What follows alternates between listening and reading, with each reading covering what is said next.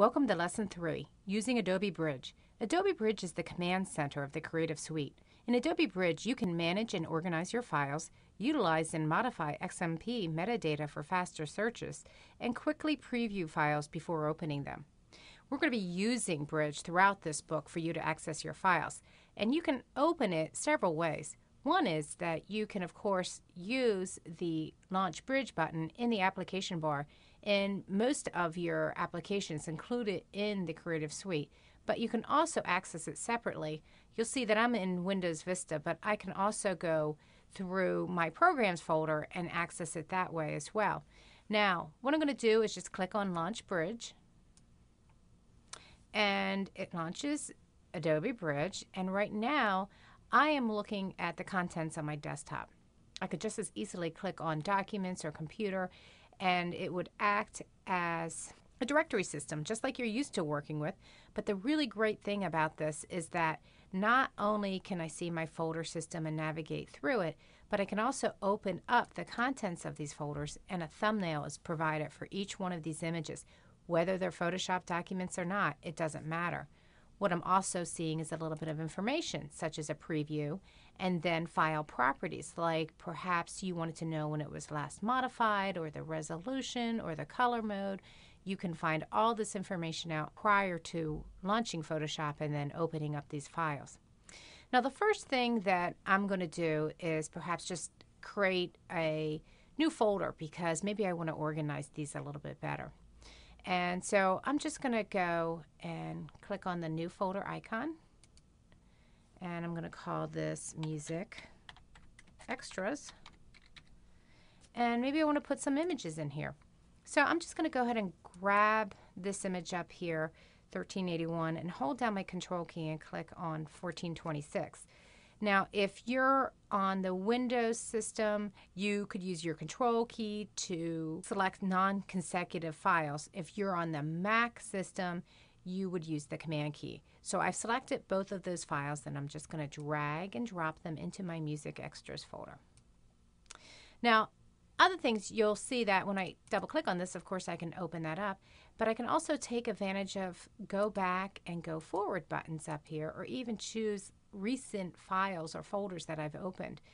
Now I'm going to go ahead and remain in this view for the PS03 lessons file, and perhaps I want to take several of these images. I can even click and drag a marquee and right click on them and say I want to stack these.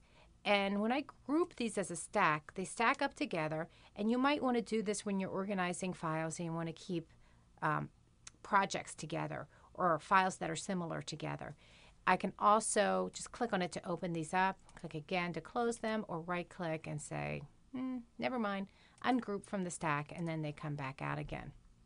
You can also just simply click on these files, and you can rename them at this time if you want. Just again, a lot of helpful organizational tools built right into here. Now, perhaps I want to do something else like, oh boy, maybe I'm accessing a server all the time to find my logos, and it is difficult. I have to go through computer to an FTP server, and it's usually maybe 10 or so steps for me to access that folder. Well, what I can do is simply take a folder that I use on a regular basis, and you'll notice that I can drag it and drop it into my Favorites tab. And when I click and drag it, that now appears here, so that when I want to access it, like for instance, I'm back on the desktop and I want to quickly get to the Music Extras folder, I can simply click on it and voila, it appears, so that I can continue working on it. Now I'm going to go back to the PS03 lessons and take this a little bit further. Perhaps I want to add keywords to some of these files so that I can find them easily, or metadata so that I can find them easily. I'm going to click on any one of the images, and I'm going to scroll down. I'm going to open this up a little bit. You can see I can open up the docking area.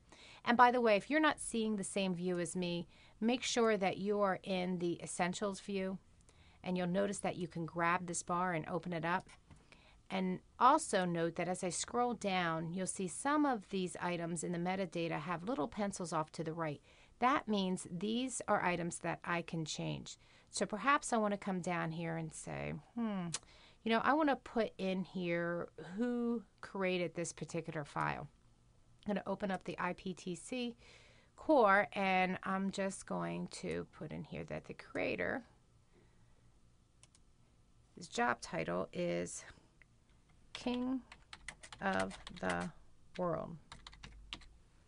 Okay, and you can put the creator city in here. This would be, we'll say Cleveland, Ohio, because that's where the King of the World lives. Now, other things I can do, I'm going to first of all say, yes, that's correct. Keywords. I can add keywords. I'll click on the plus sign and type in that I want guitar as a keyword for this particular file and say, yeah.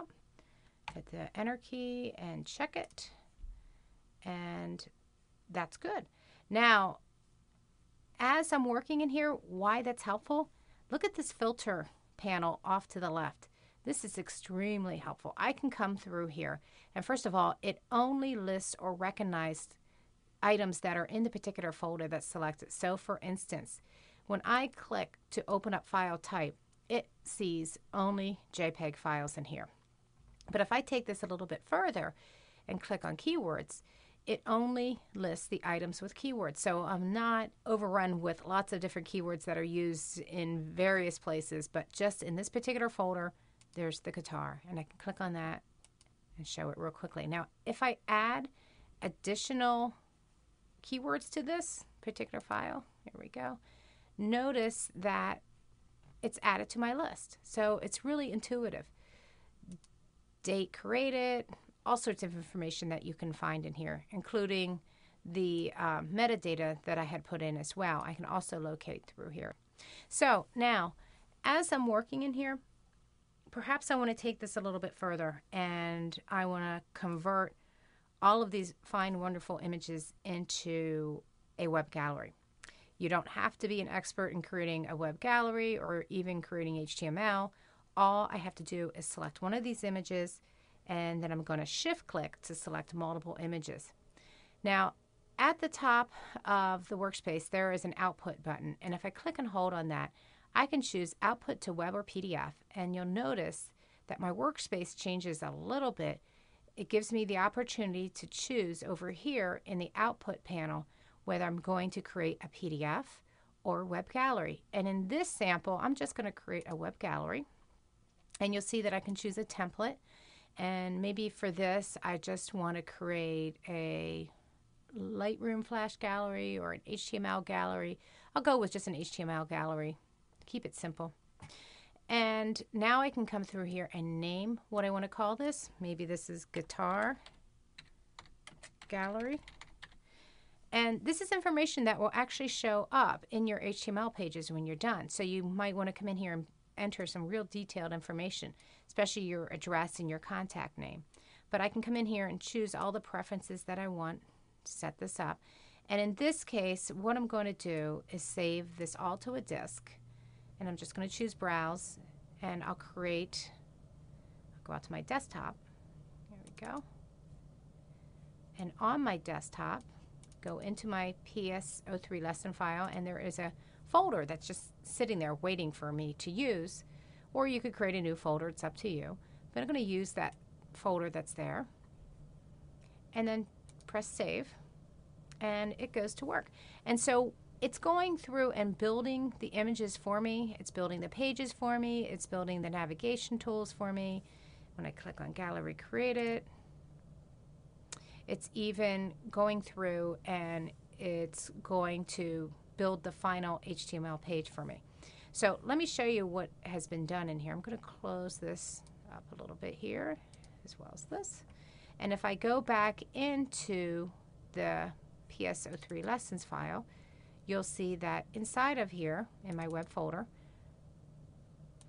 is a folder that contains all the information that I need. I can upload this myself. I could have even uploaded it directly in Bridge, or I can give it to somebody to upload if I'm working with a web person. But I'm just going to launch the index page here so that you get an idea of what it looks like. It's launching in the browser. And let me just go ahead and say allow blocked content. Yes, that's fine. And here's the web gallery.